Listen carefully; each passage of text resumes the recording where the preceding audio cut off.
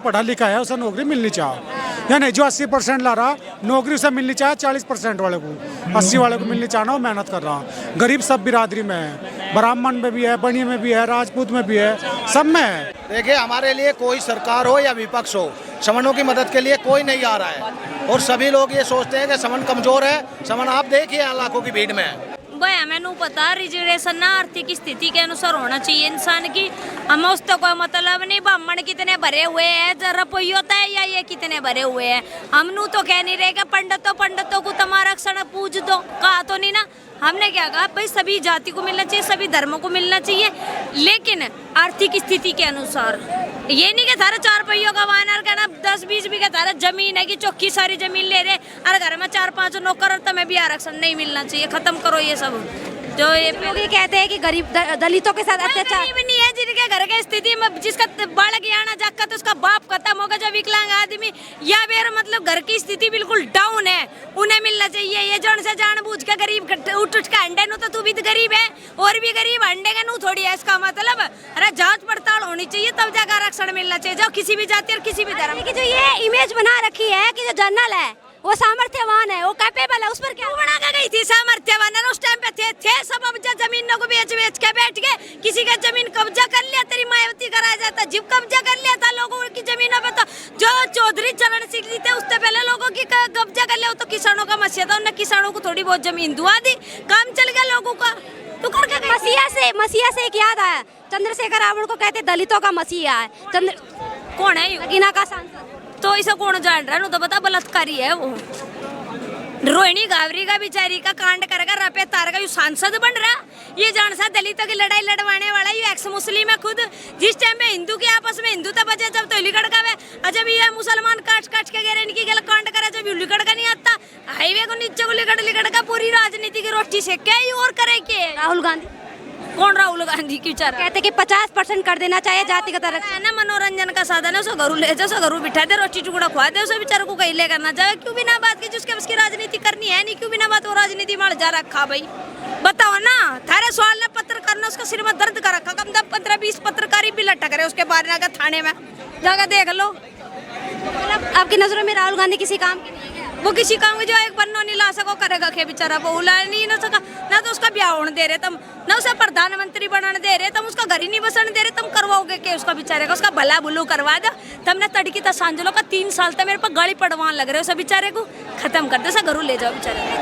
जो ये चलन है कि ब्राह्मणों ने राजपूतों ने दलितों को डोमिनेट ही किया है, उनको उठने नहीं दिया है, उस पर क्या कहेंगे? कौन क्या उठने नहीं दिया? थानों में वही बैठे ही है, सरकारी अस्पतालों में कब्जे करके वही बैठे ही है, अधिकारी की रैंक में जा लग रहे वही बैठे ही है जा के। जी हम तेरे हाथ में तो किताब खोस रहे, रोटी खोस रहे, पानी की बोतल खोस रहे, तू जिंदगी क्यों करांड रही? फिर तो जाए घंटा पानी ना मिलो तेरे अलग सूख जगह, इन्हें पानी ना मिला ये जिंदे हैंड रहे हैं, इन्हें पता ऊपर तक कृपा बरसी थी, तुम सारी जिंदगी नहीं रहोगे। कहते भीमराव अंबेडकर के बाद इनको लाइफ मिली है दलितों को। भीमराव अंबेडकर नहीं होते तो दलित अभी भी उनका उत्थान नहीं हुआ होता। डॉक्टर भीमराव अंबेडकर को जब इन्होंने कह रहे तुम भाई जातिवाद करा, मतलब पढ़ने का अधिकार नहीं था, रोटी भी खोस लेते इन्हें पता।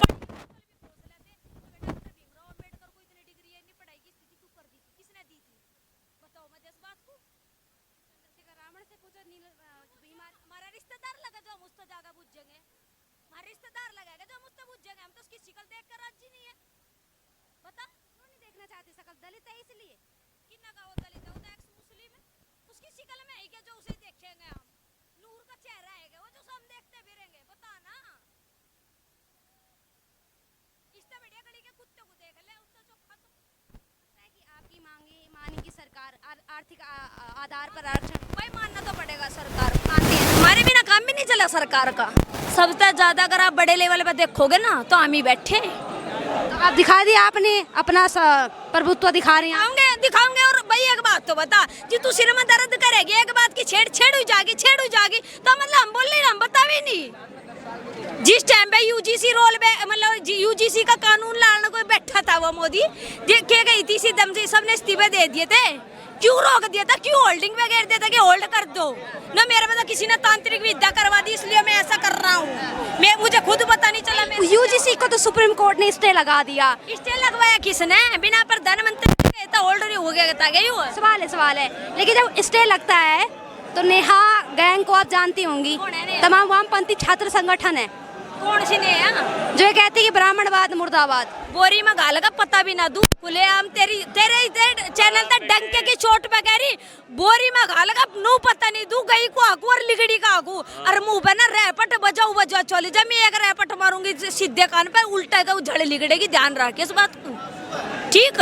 जोन सी नु कह रही ना ब्राह्मणवाद खत्म कर दूंगी तो जाए ना उमर खालिद के नहर में बाढ़ का छोड़ दूंगी ध्यान रखे नेहा बोरा तू जहाँ भी कही है ना जिस दिन फंस गई तू मजा बोरी मगाल का ऐसी पूछा दूंगी जैसा आज वो उमर खालिद तेरा जेल में सड़ा लग रहा ना तो तू भी वहीं सड़ेगी बैठ के।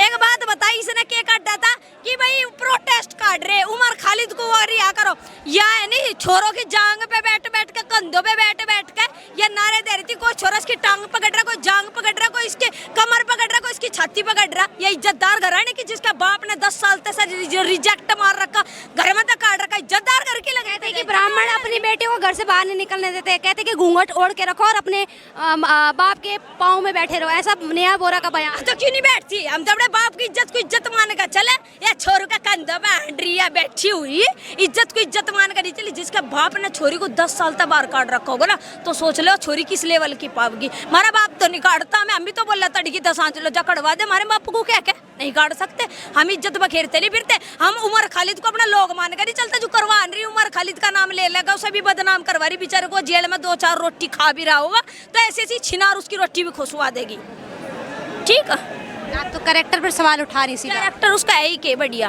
कैरेक्टर है उसका कैरेक्टर हम जी मानते हुए छोरू तब तड़े होकर बात करती और तरीके से बात करती बड़े सभ्य तरीके से बात करती और नीट के एग्जाम को लेकर बात करती। अच्छा आप गुस्सा क्यों हो रहे, आप बुलाए ना उनको कहिए ना कि आइए डिबेट करिए हमसे ब्राह्मणवाद पर जो सवाल। पहली बात तो हम छो में रहते नहीं हमारा स्वभाव वैसा है दूसरे सामने वाले की मारता फटे उसमें हमारी गलती नहीं है।